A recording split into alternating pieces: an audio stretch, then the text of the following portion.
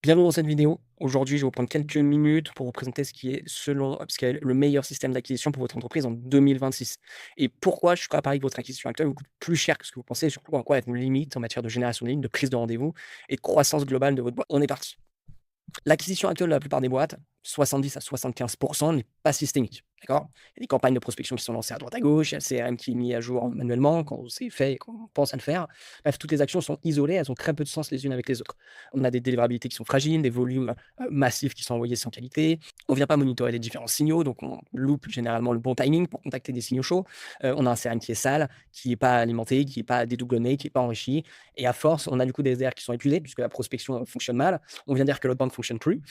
Et puis on a un pipe qui est instable mois après mois parce qu'on n'arrive pas à comprendre ce qui fonctionne réellement et surtout on n'arrive pas à la répliquer. Et donc chaque jour qui passe, bah, vous perdez. Et vous perdez beaucoup de choses. Alors déjà de l'argent, d'accord. C'est le point le plus important pour une boîte. Mais il faut bien comprendre qu'aujourd'hui, sans un système global qui est bien mis en place, avec toutes ces actions manuelles qui sont faites et surtout toutes ces actions manuelles qui ne sont pas processisées, ce qui fait qu'une personne à une autre dans l'entreprise ne va pas répéter les choses de la même manière, en fait, vous allez perdre beaucoup en matière d'efficacité, en matière de production. Donc vous allez perdre de l'argent in fine puisque vous aurez plus de mal à générer des leads, des rendez-vous, des closes. Du temps commercial aussi, d'accord? Parce qu'aujourd'hui, on a des équipes commerciales qui passent entre 40 et 50 de leur temps sur de l'admin, de la mise à jour CRM, de l'enrichissement d'un profil LinkedIn, de l'écriture d'un email, ce genre de choses. C'est-à-dire qu'à peu près 50 du temps, si on arrondit, vous allez payer quelqu'un qui est censé vendre, faire du commercial, parler de votre solution, pour qu'elle fasse des tâches admin qui sont aujourd'hui facilement automatisables, d'accord? Donc ça, c'est une part de temps immense. Vous avez juste à calculer combien vous payez votre équipe sales tous les mois et vous dites que 50 de ce montant-là pourrait être utilisé autrement.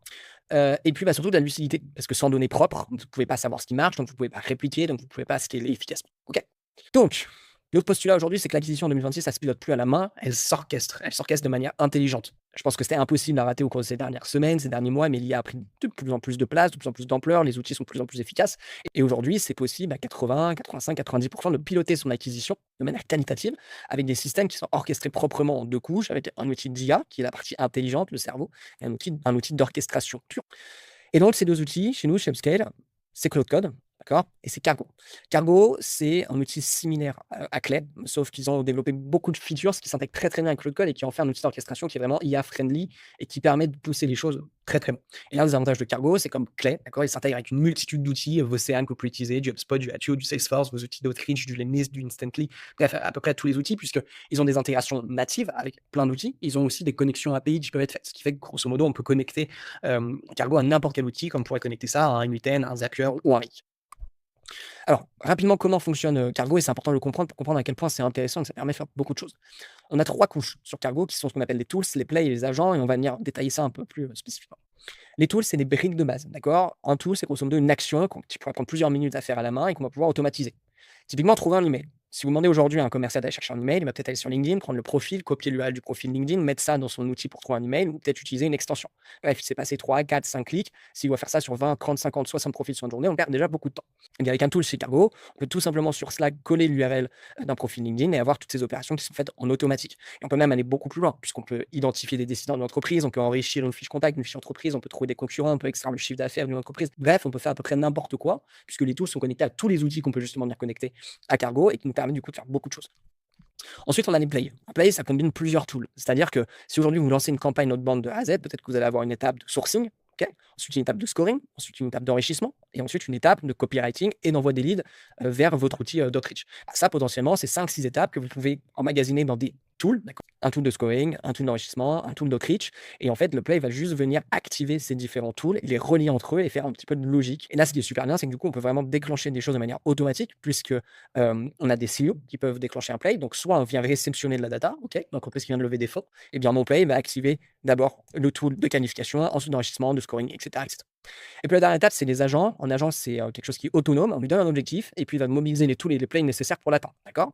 C'est-à-dire que si vous écrivez que je veux trouver des entreprises du CAC 40, trouver les devs de ces entreprises-là, et déjà une campagne de prospection complète, et bien il va aller chercher dans Cargo les outils et les plays que vous lui avez attribués et il va venir les agencer pour vous donner un livrable qui soit complet de A à Z de manière automatique. D'accord? Et ça, c'est super intéressant puisque ça permet de se débarrasser un peu de cette logique de qu'est-ce que je vais venir orchestrer, qu'est-ce que je vais venir brancher ensemble. C'est Cargo qui s'en occupe. Ok. Et donc, en quoi c'est game changer? En quoi c'est super intéressant pour des boîtes aujourd'hui? Parce que tout ça, tout cet outil-là, on peut le piloter avec Claude Code. Claude Code, c'est un produit dérivé de Claude classique, d'accord, mais qui permet de faire des requêtes dans les terminals, de faire tourner des HTTP requests, de faire tourner plein de choses. Et en fait, ce qui est super bien, c'est qu'aujourd'hui, Cargo possède une connexion à Claude Code, c'est-à-dire qu'on peut venir connecter ces deux outils-là. Et ensuite, avec un langage naturel aussi simple que créer un workflow qui détecte les entreprises qui viennent de lever des fonds, vérifier le match d'électricité, il pousse les décideurs en séquence, eh bien, ça va venir pouvoir soit créer des tools, des plays, des agents dans Cargo, ou venir utiliser certains qui utilisent déjà, venir les assembler, les enchaîner les uns à la suite des autres, pour ensuite avoir une base de données qui soit pertinente, qui soit bonne, dans une campagne, qui soit prête à être envoyée. Et en fait, ça va être quoi la différence aujourd'hui avec ce Claude Code pour le faire tout seul? Bah, c'est que vu que vous avez toute la logique de play que vous avez construit auparavant, et bah, vous allez pouvoir arriver à des bases de données qui soient propres, un copywriting qui soit propre et non pas simplement faire du volumé comme il est possible de faire en connectant par exemple Claude Code à un simple outil comme Apollo et lui dire de sortir des dizaines et des dizaines de milliers. Donc concrètement, si on reprend, on a deux outils principaux qui vont être Claude Code et Cargo, plus vos outils annexes, votre CRM, vos outils d'enrichissement, etc. Et le tout va être piloté par Claude Code. D'accord, on va venir créer un cerveau global sur Claude Code, ce qu'on appelle un OS d'acquisition chez nous, un système d'acquisition. Et vous allez en fait pouvoir créer des règles très spécifiques qui vont vous permettre du coup de faire tourner ces outils entre eux. Typiquement, nous chez Upscale, on a de multiples règles pour du sourcing, de l'enrichissement, du routage, de l'enrichissement plus complet. Et une fois que tout ça c'est rédigé, c'est-à-dire votre méthode, comment on doit faire un bon sourcing, comment on doit faire un bon scoring, eh bien Claude est en mesure de piloter tout ça, d'orchestrer ensuite Cargo pour que au sein de Cargo soit matérialisé de manière efficace. Donc concrètement, si je prends un exemple, si je veux faire une qualification d'une entreprise pour savoir si ça match avec mon ICP et persona, j'ai donné à Claude Code tous les détails de mon ICP et de mon persona dans un document qu'il peut relire, auquel il peut accéder. Il va le comprendre et ensuite il va synthétiser ça pour le donner à Cargo. Et donc pour Cargo, il va avoir des règles, par exemple, si supérieur à 30 salariés, inférieur à 200 salariés, alors c'est dans notre scope chez Upscale. Et ça, il le prend, il vient le formater dans Cargo pour avoir un vrai système de filtrage efficient qui va venir lire le nombre d'employés, par exemple, sur LinkedIn et filtrer, faire en sorte que ça passe si c'est entre 30 et 200 et faire en sorte que ce soit rejeté si c'est aux deux autres extrémités. Et en fait, c'est en ça que c'est super intéressant, puisque vous perdez plus de temps à build des systèmes ou des automations qui vont casser dès qu'il y a une variable qui est un petit peu différente. Et surtout, tout ça peut être piloté par une seule personne. C'est ce qu'on appelle généralement un teaching engineer, aussi un RevOps. Cette personne-là va pouvoir mettre en place tout ce système-là, tout cet OS-là, qui va très bien connaître vos produits, votre service, votre entreprise, vos cibles, et qui va ensuite pouvoir matérialiser tout ça concrètement pour que vos sales puissent se concentrer sur l'essentiel, c'est-à-dire vendre. Parce que le travail d'un sales aujourd'hui, c'est pas de mettre les mains dans le cambouis dans plein d'outils pour essayer de créer des petits scénarios, parce que c'est pas un commercial de faire ça. Pour de multiples raisons, ça sera probablement mal fait, ça va lui prendre plus de temps qu'il en faudrait à la normale, et ça va potentiellement être moins efficace, moins efficient que si ça a été construit par une personne qui sait le métier, tout simplement. Ok. Donc, qui met ça en place? C'est par Head of Sales, d'accord? J'en vois beaucoup. Il y a énormément de boîtes dans lesquelles le Head of Sales se retrouve le soir à nettoyer un HubSpot ou corriger une séquence sur l'endlist ou essayer de brancher des outils IA. C'est pas son travail. Le rôle d'un Head of Sales, c'est de recruter, c'est de manager, c'est d'analyser les performances, de voir comment on peut faire grossir davantage le pipeline, mais c'est pas de mettre les mains dans le cambouis sur la partie technique. Donc, si aujourd'hui vous êtes dans une boîte en tant qu'Head of Sales et votre CEO vous a demandé de mettre les mains dans le cambouis, de toucher à tous ces outils-là, c'est pas normal. À l'inverse, si vous êtes un CEO et que vous demandez ça à votre Head of Sales, là encore, c'est pas normal. C'est vraiment deux métiers qui sont complètement différents. On a un métier qui est vraiment dédié à de la vente et un métier qui est purement technique, d'accord?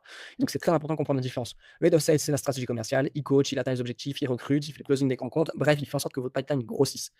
Le rôle un peu plus technique, le GTM, le RevOps, lui, il va s'assurer de mettre en place tout cet écosystème, tout ce système pour avoir des CRM qui soient propres, des séquences de prospection qui soient propres, choisir les bons outils, la stack technique, pardon, faire des bons reporting, le pilotage de la data. Bref, faire en sorte que tout soit accessible pour qu'un sales, aujourd'hui, puisse juste se brancher sur Slack, écrire une petite requête et avoir une séquence complète qui soit prête ou avoir des informations complètes et intéressantes sur un site. Et c'est ça vraiment l'avenir de l'acquisition. C'est en ça que vous allez du coup supprimer complètement cette partie admin de votre équipe commerciale et donc lui libérer à peu près 40% de son temps chaque semaine.